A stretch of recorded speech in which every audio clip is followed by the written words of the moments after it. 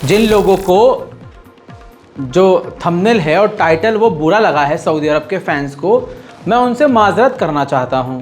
पहले आप मेरी खबर सुन लीजिए, उसके बाद आप जज कीजिएगा कि क्या सच में सऊदी अरब दोगला है या नहीं है। यकीन कीजिए, अगर आपके दिल में ईमान और फ़िलिस्तीन के मुसलमानों के लिए हमदर्दी और किबला अव्वल के लिए मोहब्बत है तो आप सऊदी अरब को दोगला ही कहेंगे। सऊदी अरब की जो सरकार है वो कितनी बड़ी दोगली है, या आले सऊद कितने बड़े गद्दार हैं, इस बात से समझ लीजिए कि खुद सऊदी अरब का घिनौना चेहरा कुछ इस प्रकार सामने आया है कि आपकी स्क्रीन पर ये रिपोर्ट इजराइल की ही देख लीजिए। इजराइल के अधिकारियों ने बताया है कि पब्लिक डोमेन पर सऊदी अरब फ़िलिस्तीन का मुद्दा अहम बता रहा है, लेकिन जो बातचीत हमारी उससे हो रही है उसमें सऊदी अरब फ़िलिस्तीन को अहमियत नहीं दे रहा है। उसके लिए फ़िलिस्तीन का मुद्दा 2 स्टेट सॉल्यूशन इम्पोर्टेंट नहीं है। सबसे ज़्यादा वो इम्पोर्टेंस अपनी सिक्योरिटी को दे रहा है।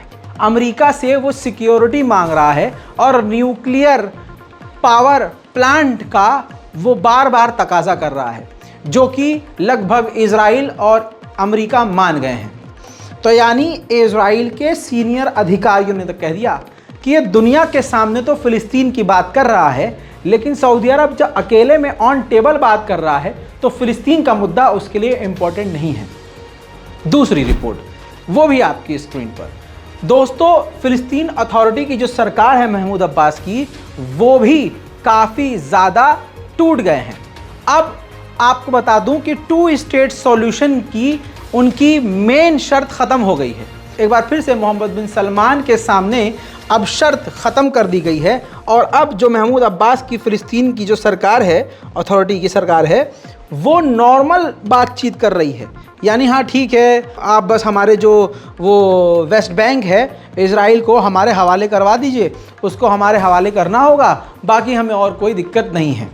तो यानी इजराइल के समर्थन में सऊदी अरब खुलकर है, इजिप्ट ने अप्रूवल दे दिया है, यूएई भी साथ है, तुर्की खामोश है, और फ़िलिस्तीन अथॉरिटी की सरकार खुद जब फ़िलिस्तीन के लिए नहीं लड़ रही है, क्योंकि मोहम्मद बिन सलमान ने फ़िलिस्तीन का टेटुआ दबा दिया है, ये मुद्दा मत उठाओ।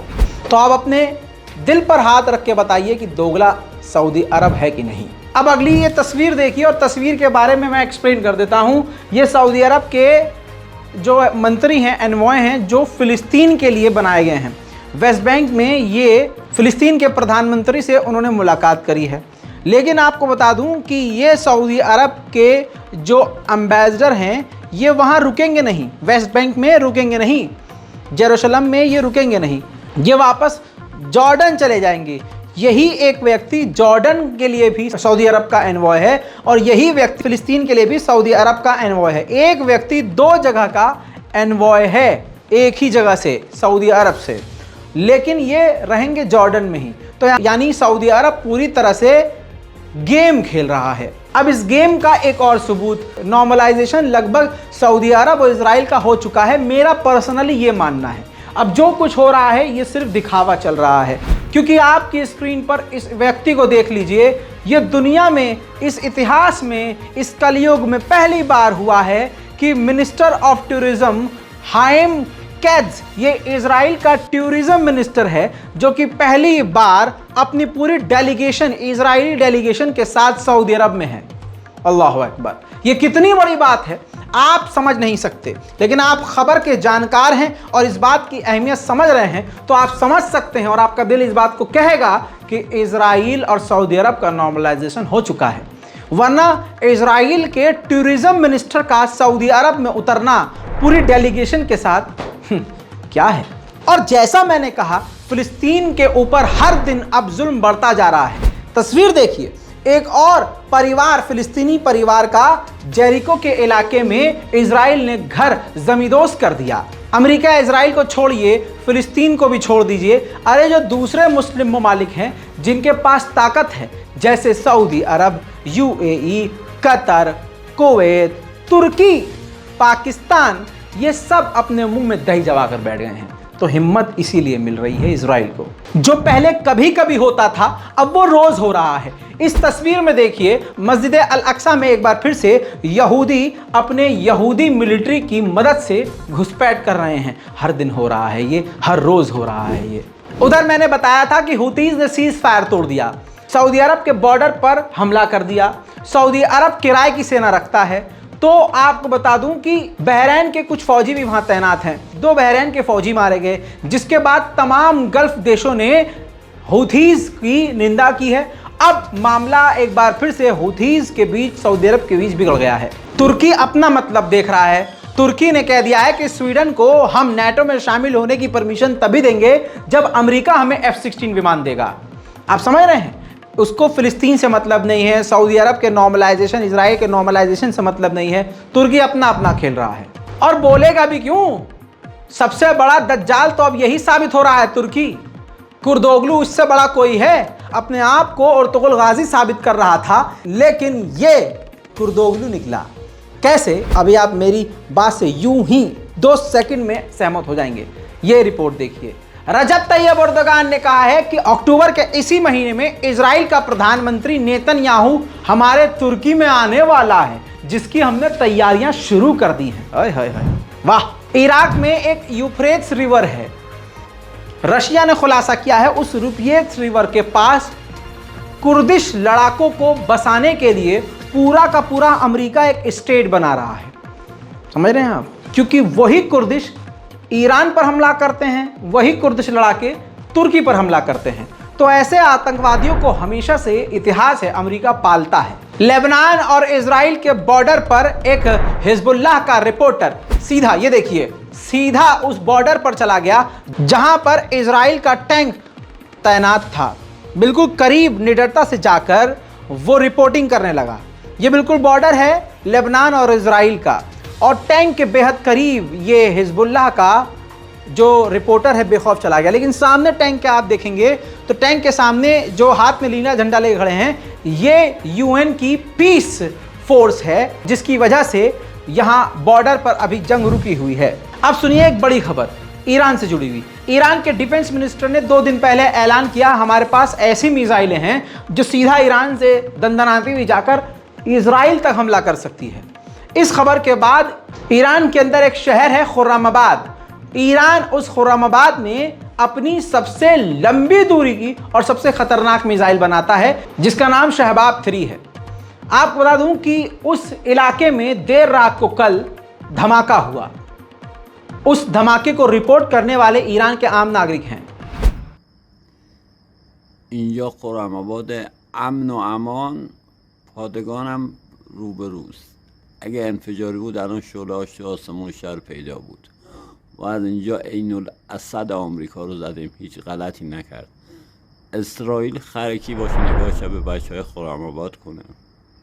सुना दोस्तों, अब ये रिपोर्ट देख लीजिए। ईरान ने डिनाई किया है कि कोई धमाका नहीं हुआ है, लेकिन हकीकत यह है कि धमाका हुआ है, लेकिन ईरान ने इस खबर को पूरी तरह से छुपा लिया है। उधर दोस्तों अमेरिका ने 4 से 5 कंपनियों को ब्लैकलिस्ट कर दिया और कहा है कि ये 4-5 कंपनियां चाइना, रशिया, ईरान को ड्रोन बनाने में, हथियार बनाने में मदद दे रही थी। ये कंपनियां चीन की भी हैं और दूसरे देशों की भी हैं, जिस पर चीन बुरी तरह से भड़क गया और चीन ने कहा कि इसकी हम जवाबी कार्रवाई ज़रूर करेंगे। उधर दूसरी तरफ ईरान ने नरमी दिखाई है अपने लहजे में। ईरान के सुप्रीम लीडर आगा खामनाई ने पूरी तरह से नरमी दिखाते हुए अपनी अथॉरिटीज़ को कह दिया है कि अपने न्यूक्लियर प्रोग्राम को लेकर डायरेक्ट अमेरिका से बातचीत करें, बीच में किसी बिचौलियों को रखने की ज़रूरत नहीं है। दोस्तों वहीं दूसरी तरफ IAEA को परमिशन देने के बाद फिर से ईरान पलट गया है। ईरान ने कहा है कि हम IAEA के वैज्ञानिकों को हम परमिशन नहीं देंगे, क्योंकि वेस्ट के दबाव में है वो ईमानदारी से जांच नहीं करेंगे, इस वजह से हम उनको जांच करने की इजाज़त नहीं दे सकते फिलहाल। उधर अमेरिका ने ईरान को ज्ञान दिया है कि डिप्लोमेसी ठीक करने के लिए, रिश्ते ठीक करने के लिए न्यूक्लियर डील पर और न्यूक्लियर प्रोग्राम पर ईरान को हमसे बात करनी ही होगी।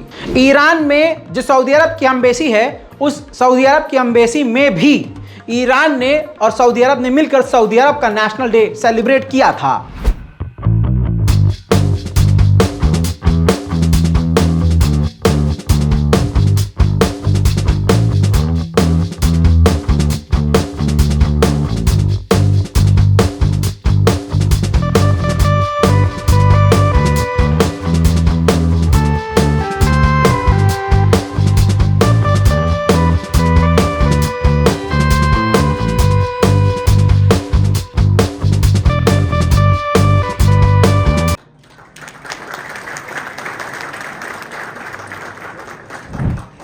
उधर दोस्तों ईरान ने अपने शाहिद 136 को अपग्रेड करके दिखाया है, जिसके अंदर टर्बो इंजन लगा हुआ है, जो कि और भी खतरनाक और भी स्पीड वाला हो गया है। देखिए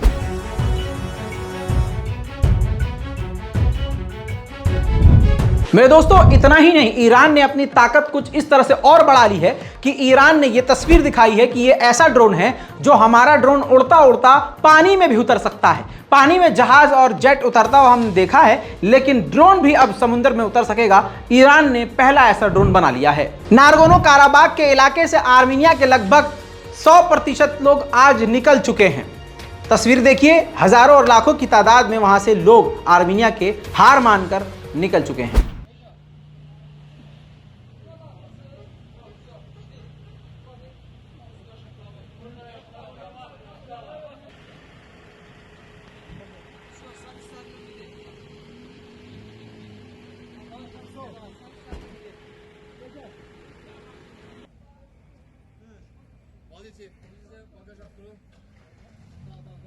Bir qadın, bir kişi.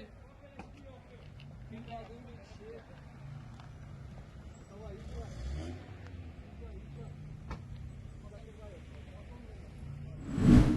नारगोनो काराबाग का एक इलाका है आखदरे। ये तस्वीर देखिए, अब वो आखदरे का पूरा इलाका अब आज़रबाईजान ही कंट्रोल कर रहा है। ये तस्वीर खुद आज़रबाईजान ने ही जारी की है। नारगोनो काराबाग को लेकर ईरान के राष्ट्रपति इब्राहिम रईसी और रूस के राष्ट्रपति व्लादिमीर पुतिन ने बात की है फोन पर। उधर यूएन में भारत के विदेश मंत्री ने मुलाकात की है आर्मीनिया के विदेश मंत्री से और तमाम ताज़ा हालचाल उनसे लिए हैं। काराबाग के इलाके में एक ऑयल डिपो में जो कल धमाका हुआ था, इसमें 200 लोग घायल थे। आपको बता दूं कि उसमें 20 लोग मारे गए हैं। मेरे दोस्तों, अमेरिका की एक चालाकी सामने आ रही है। अमेरिका और आर्मीनिया मिलकर ड्रिल कर रहे हैं। ड्रिल के दौरान आर्मीनिया राजी हो गया है कि अमेरिका की फौज नारगोनो काराबाग में तैनात हो जाए। नारगोनो काराबाग पर पूरी तरह से अब कब्जा अजरबैजान का है। तो रशिया ने बोला है कि नारगोनो काराबाग में अमेरिका की सेना को तैनात होने के लिए अजरबैजान की परमिशन चाहिए, जो अजरबैजान देगा नहीं। मिडिल ईस्ट की स्पेशल रिपोर्ट में डिटेल रिपोर्ट में और आसान जबान की इस रिपोर्ट पर आपकी क्या राय है? राय कमेंट में जरूर लिखिएगा। चैनल को सब्सक्राइब कीजिए, वीडियो को लाइक कीजिए। मैं हूं रजा और आप देख रहे हैं रज़ाग्राफी। जय हिंद।